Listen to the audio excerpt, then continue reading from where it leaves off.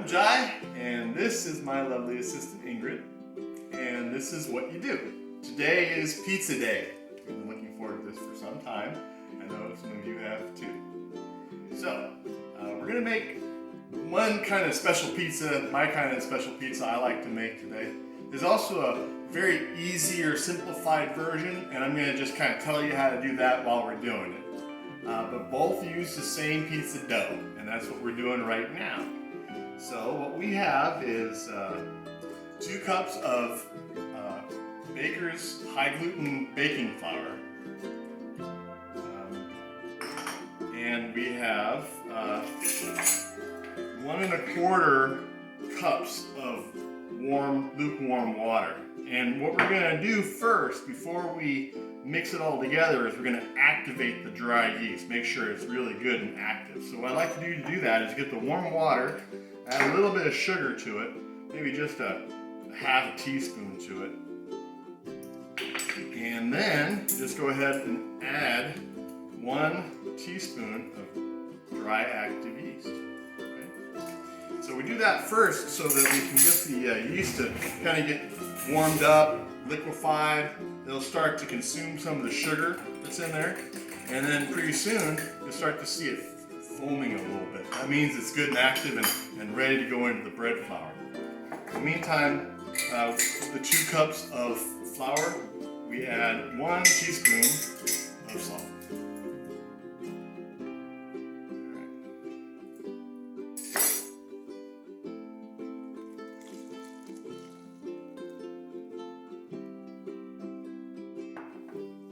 Okay, we got everything in the bowl. I'm just going to mix it up, and I just do it with a little swirling motion. Now we're trying to make a very watery kind of dough. It's still going to be a dough, but it's going to have a very high water content.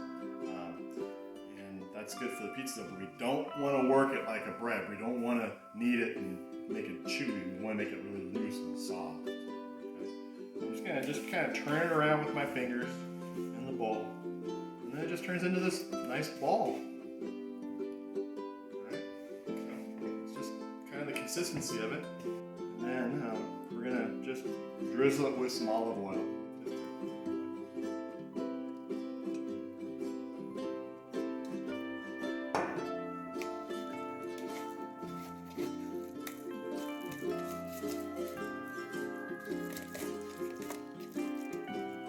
Okay, so we got our nice lovely wet dough with oil on it, ready to go. Now it's got active yeast in it and it just got started. We want to let it rise for 1 full hour. I also like to cover it with some plastic wrap. We're going to do that real quick.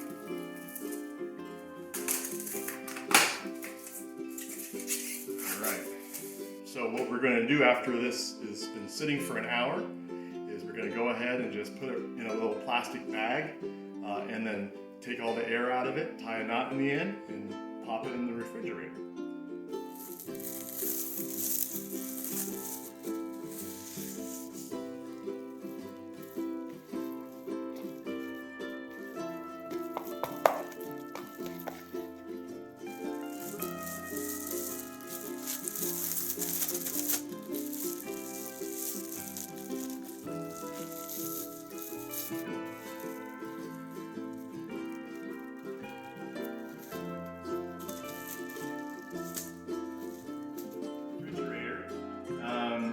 We're actually cheating. I did that yesterday. This is yesterday's dough.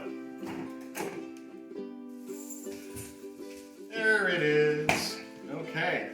So it's been sitting overnight. You can see that it's still actually working. The yeast is working into the dough. Proofing, it's called, if you let it sit overnight like this.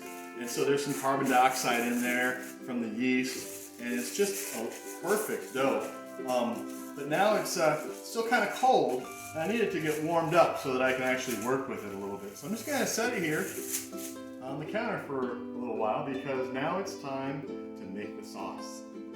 So when you're making a pizza sauce, I like to make a more complex kind of marinara sauce. I cook it down for a long time.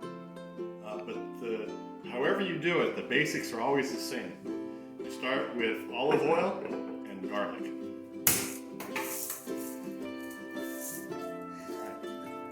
Take a couple of these cloves of garlic, maybe 3 little ones like this. So the amount of olive oil I start off with is just about a 1/4 cup. All right, our temperature of the oil has come up. So we take our garlic and just kind of crush it just a little bit. And we just add this to our oil.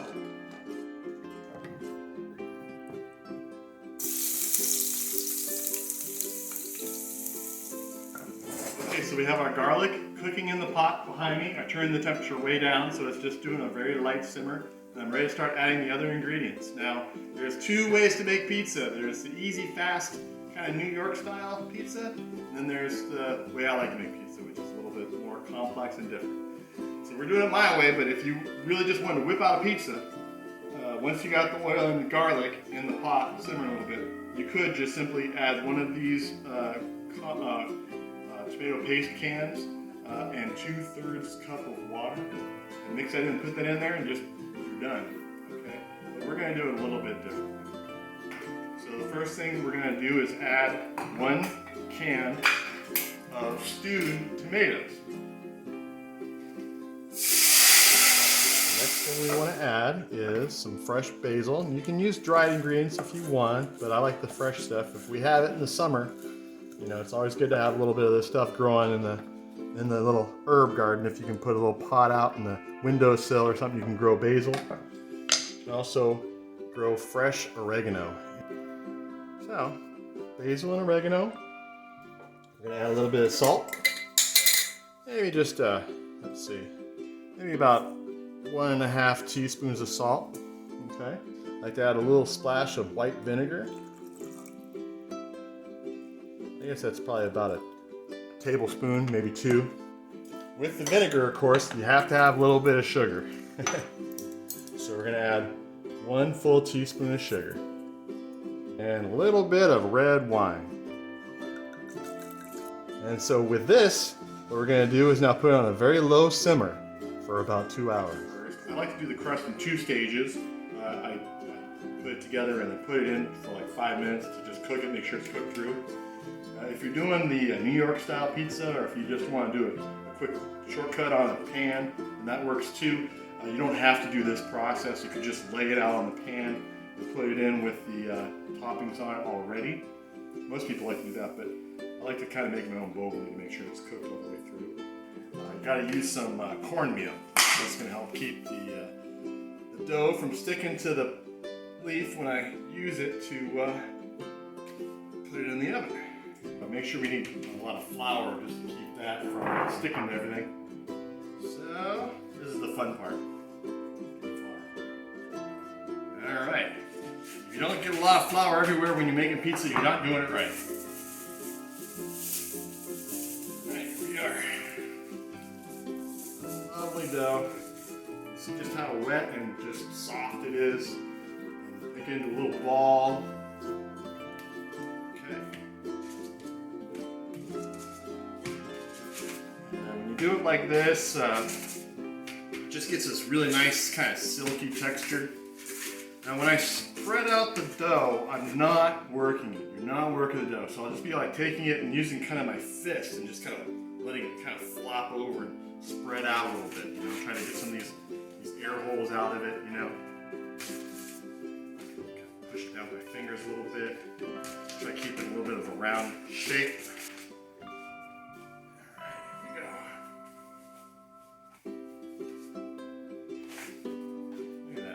It spreads out. It's just perfect when it's like that. It's just really soft and pliable. The trick is, and the reason that people tend to pick it up when they do this, is that they're actually trying to kind of look through it. Light. Can you see through it? A little bit. Okay. There you go. There's a little hole in it. You just kind of pinch it over.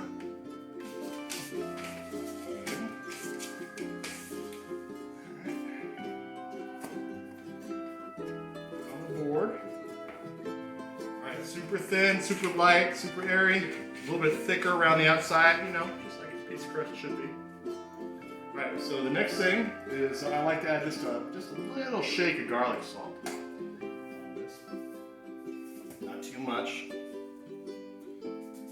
And some cheese, just to let it brown.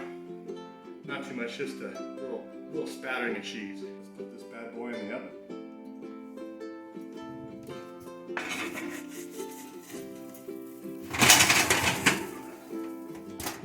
Okay, we just put it in the oven. It's gonna take about 3 minutes to get it done. We have to check on the dough because sometimes it puffs up. We have to poke it down.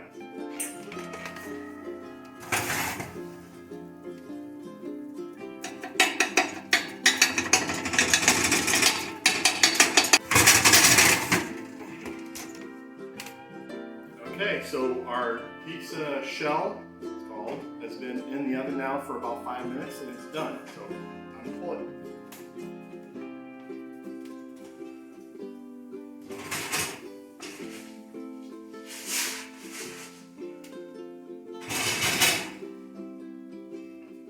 Okay, 550 degrees for this pizza. Cook it at the highest temperature you can. All right, now we're ready to start making our pizza. The sauce has been cooking down for a little over 2 hours now, and it's just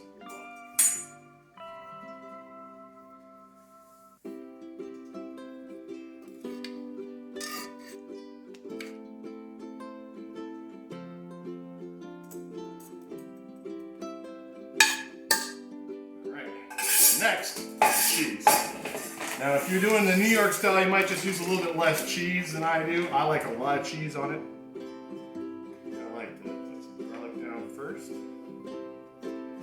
I like peppers, but not everybody does, so put them on just a few of them. Maybe half, a little less than half. Jalapenos. Alright. Meat, I like to go down a little bit lower in the order. So juices get cooked into the pizza. Pepperoni, sausages, Canadian bacon, ham, steak. You can put anything you want on the pizza. Onions go after that. And peppers. Peppers are good, sweet peppers. Nice summery pizza here, a lot of color. Showing off here for the fam. I'll tell you what, you start making these on a regular basis, your kids are gonna just never ever want to go out for pizza again. And it costs almost nothing. It's so cheap.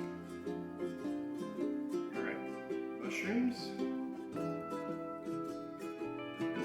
So this is why I like to pre-cook my pizza dough. You could imagine if that little thin pizza dough was sitting on the leaf right now with all the weight of all the stuff I put on there, it would never come off. So I pre-cook it so it'll slide off easier. Olive down. Isn't that pretty? So I tend to finish off with just a little bit more cheese, not too much to cover it, just enough to kind of seal it all in a little bit. And then the rest of the sauce, just a couple scoops left, gives a little more color, texture, and flavor on top.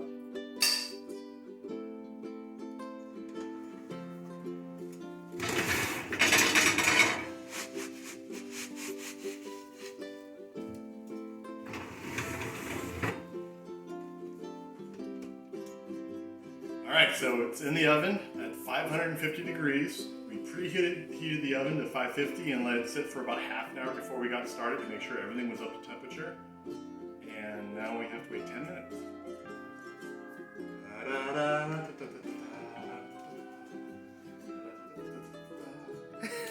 Alright, it's been 10 minutes.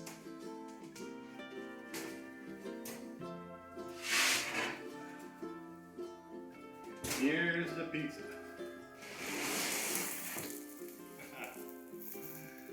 Alright, so I hope you enjoyed our little tutorial pizza day video.